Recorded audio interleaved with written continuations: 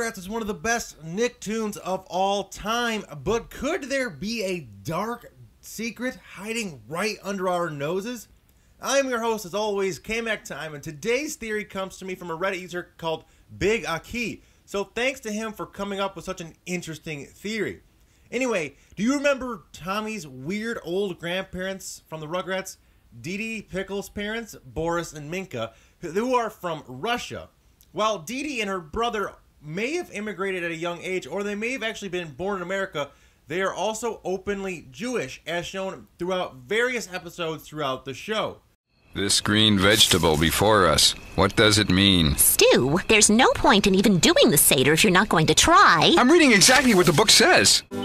This means that Boris and Minka, assuming that Dee Dee is around the age of 30 to 40 at the commencement of the show in 1991, were already living in the United States between the years of 1950 and 1960.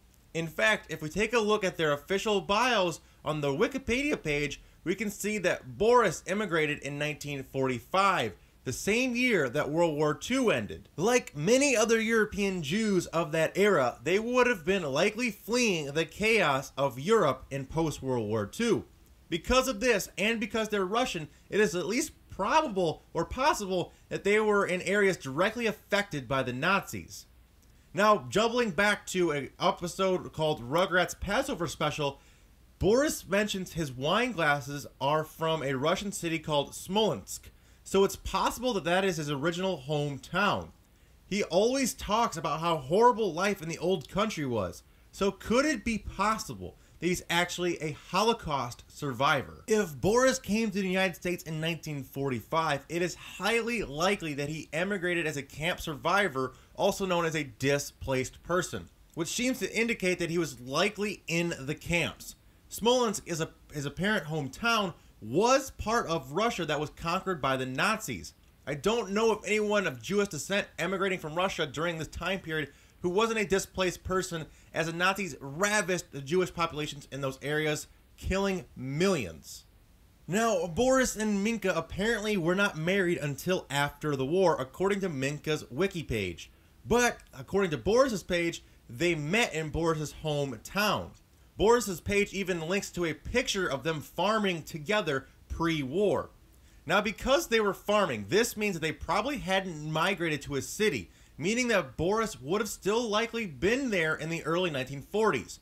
The Nazis conquered that area in 1941 and ghettoized it into a giant ghetto in the early 1941 and 2. They then killed off or liquidated the ghetto in 1942, and the Red Army retook the area in 1943.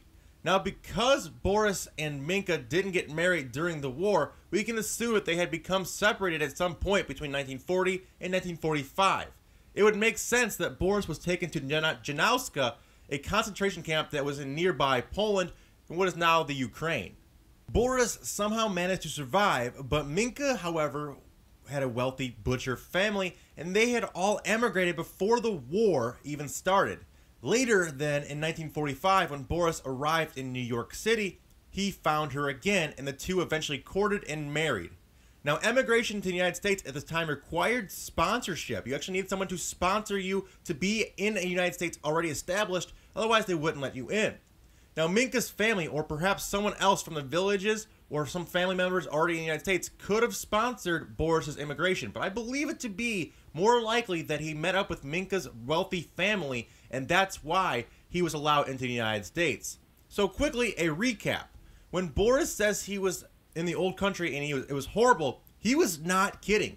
He was forced into a concentration camp, separated from the love of his life, and most likely witnessed the mass murder of his family and friends. But somehow, against all odds, he was able to make it through and meet up with his love and establish a new life in the United States, which led to the creation of the characters we know and love in the show.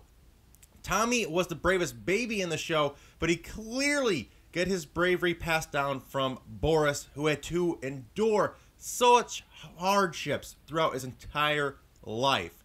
Absolutely crazy. I had never thought about this before. It makes perfect sense. The timelines meet up perfectly. He's always mentioning how horrible the homeland used to be.